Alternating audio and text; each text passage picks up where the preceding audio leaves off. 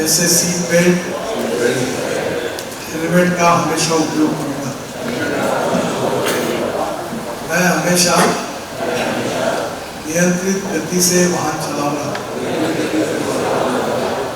मैं कभी भी नशे की हालत में वाहन नहीं चलाऊंगा। मैं वाहन चलाते समय मोबाइल फोन का उपयोग नहीं करूंगा। मैं सुनिश्चित करूंगा वाहन सुरक्षित यात्रा हेतु सक्षम है। मैं राइट टू वे का पालन करते हुए पैदल यात्रियों, साइकिल सवारों एवं स्कूल बच्चों की सुरक्षा का ध्यान रखूंगा। एक ऑटो डीलर और बड़ा सदस्य के रूप में मैं उन सभी नए वाहन मालिकों को प्रतिज्ञा देने का वादा करता हूँ जो अपने वाहन वितरण के लिए आते हैं, क्योंकि इस तरह परिवार के सदस्य सड़क सुरक्षा का महत्व को समझेंगे। Thank you. And this novel and wonderful initiative by FADA to recognize and celebrate the achievements of dealerships in the auto retail business that have been active for 50 or more years. And the coffee table book, Golden Dealerships in Auto Retail Business, captures the stories and experiences of these dealerships and adds a personal touch to their celebration.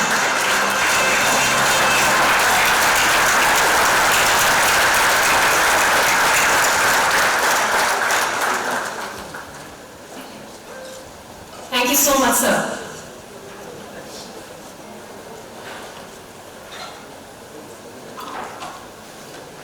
I'm sure it's a beautiful coffee table book and you all will have your hands on it soon. I'm going to request Shri Nitin Gadkari to please come up on the podium. President CM, Mr. Vinod Agrawal ji, President CM, Ms. Shraddha Suri Marwa, President ACMA, Mr.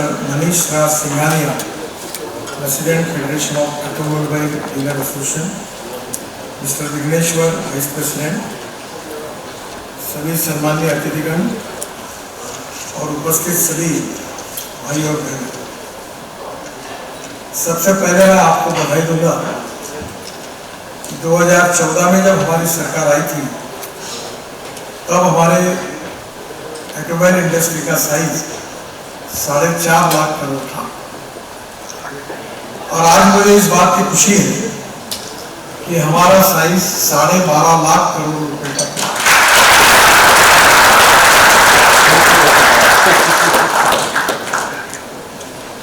विशेष रूप से हमारा export करीब 4 लाख करोड़ से ज़्यादा है और हमारी ये जो इंडस्ट्री है ये देश में भारत सरकार को और राज्य सरकार को सबसे ज़्यादा जीएसटी देती है। इस इंडस्ट्री ने 4.5 करोड़ युवाओं को जॉब दिया है और मुझे इस बात की खुशी है कि 2014 में हम लोग 7वें नंबर पे थे।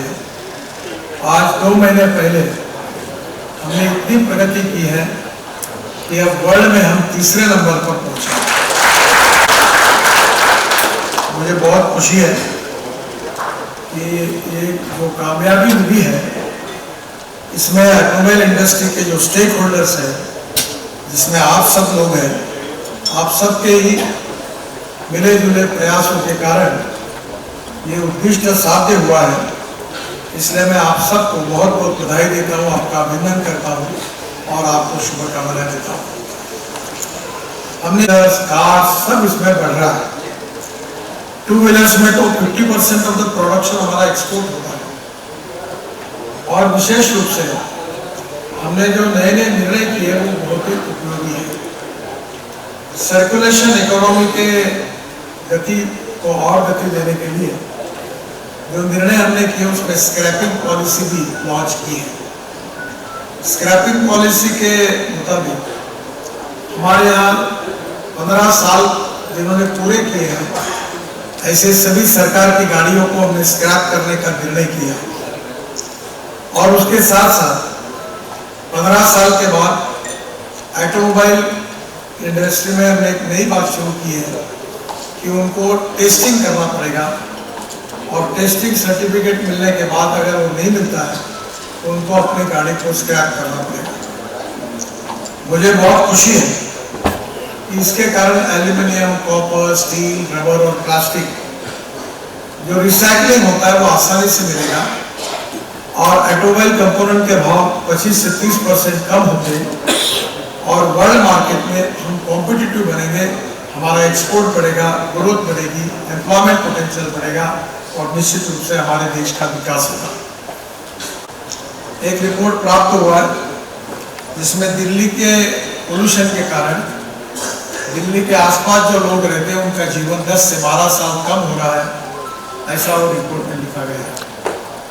डीजल बहुत ही हजारडस फ्यूल है, और इसलिए हमें कोशिश करनी चाहिए कि हम लोग बायोफ्यूल और अल्टरनेटिव फ्यूल में विशेष ध्यान दें। हमारे देश में शुगर के जूस से इथेनॉल बन रहा है, बी मोलाइसिस, सी मोलाइसिस, कॉर्न, ब्रोकन राइस या व्हीट या फूड ग्रेन, इससे भी इथेनॉल बन रहा है। और अभी आसाम में नुआलीगढ़ रिफाइनरी में हमने बाम्बू से भी इथेनॉल बनाया है।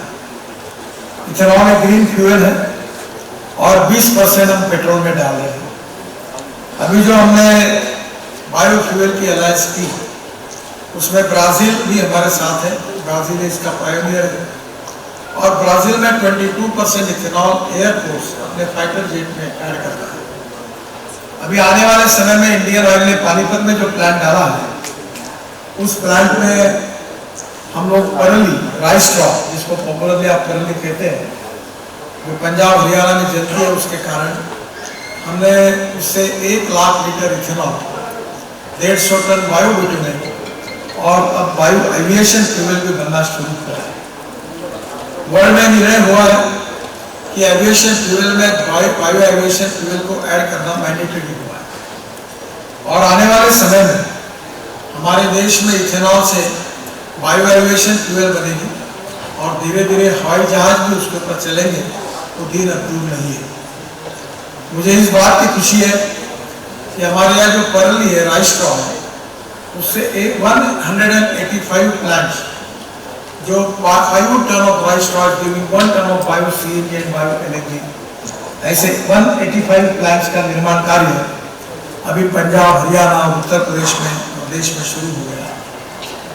36 प्लांट शुरू भी हो गए, जिसके कारण हमको सीएनजी, एलएनजी आसानी से उपलब्ध हो सकता है। जो डीजल की गाड़ियां है, ट्रक है, बसेस है और ट्रैक्टर है, उनको आसानी से किट अवेलेबल है तो सीएनजी पे कन्वर्ट करते हैं।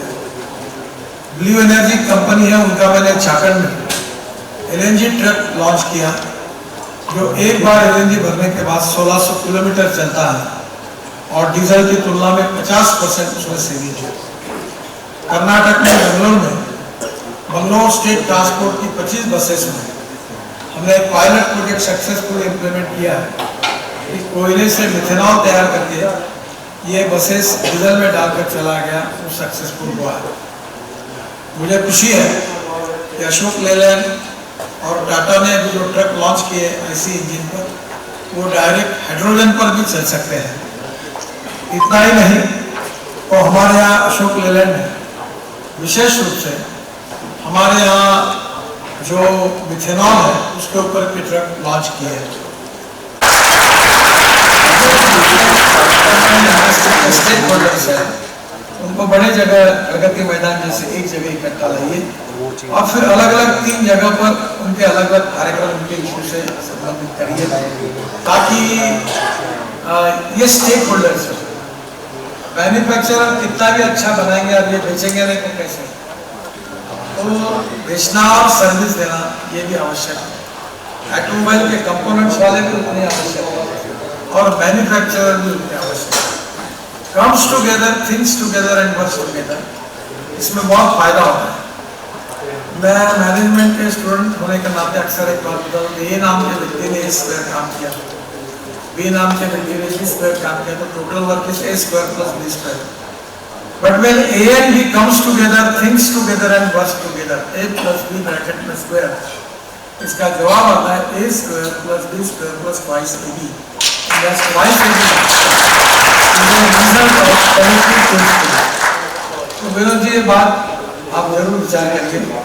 और प्रगति मैदान भी बना, दूसरा भी कन्वेंशन सेंटर हमारे द्वारका एक्सप्रेस हाईवे के पास बना.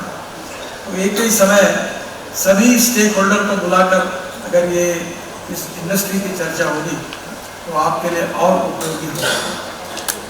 ये हमारे देश के फास्टेस्ट ग्रोइंग इकोनॉमी है और हमारी जो इंडस्ट्री है ये भी आत्मनिर्भर भारत और $5 ट्रिलियन की इकोनॉमी बनाना जो प्रधानमंत्री जी का सपना है उसमें आप सबकी भूमिका बहुत महत्वपूर्ण है.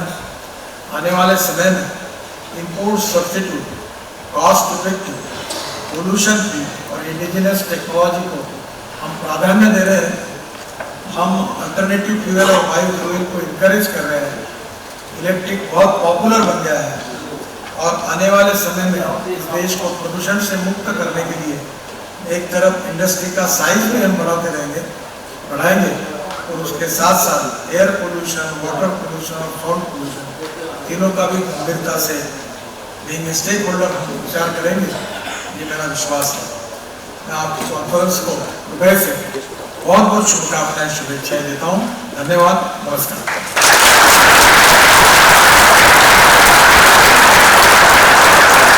Thank you, sir. And I'm going to request Mr. Singhania and Mr. Ashish Harshaj Kale to please give a memento to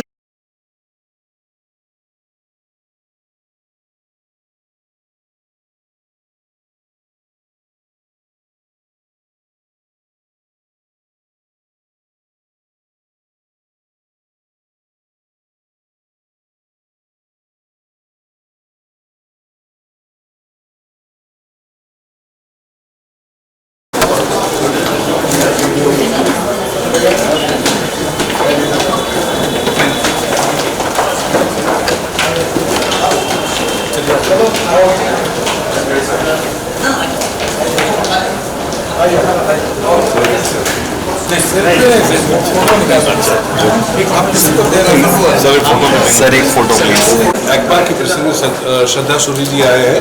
यहाँ पर सब आज इकट्ठा हुए हैं हम लोग.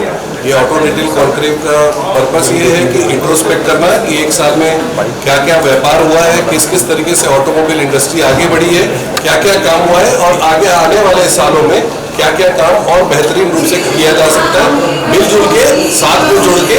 और फाइनली ये सबका एक ही मोटिव है कि और कैसे ग्राहक भी जो है सेवा कैसे पहुँचाई जाए. ये सब के बारे में पूरा दिन भर ये कार्यक्रम चलेगा और उनके डिस्कशन होगा. गवर्नमेंट की तरफ से देखा जाए कि बहुत सारी अलग अलग व्हीकल को उतार रहे हैं. आप लोग किस तरीके से देखते हैं इंडस्ट्री में आगे की फ्यूचर काफ़ी ब्राइट है. ऑटो इंडस्ट्री पिछले साल भी एक नया आयाम, नया रिकॉर्ड गेन किया है. आप पैसेंजर कार देखिए ऑल टाइम हाई फिगर में है. 3 व्हीलर देखिए काफ़ी मतलब रिकॉर्ड ब्रेकिंग फिगर के आसपास आ चुका है. ट्रैक्टर इंडस्ट्री 8,27,000 गाड़ी के साथ एक नए आयाम क्रिएट कर चुका है. तो हर एक चीज़ जो है ऑटो इंडस्ट्री के लिए काफ़ी पॉजिटिव चल रही है.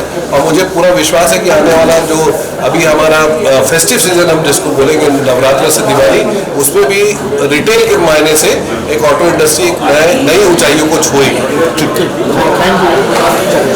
बाकी वैली यानी करके हमारे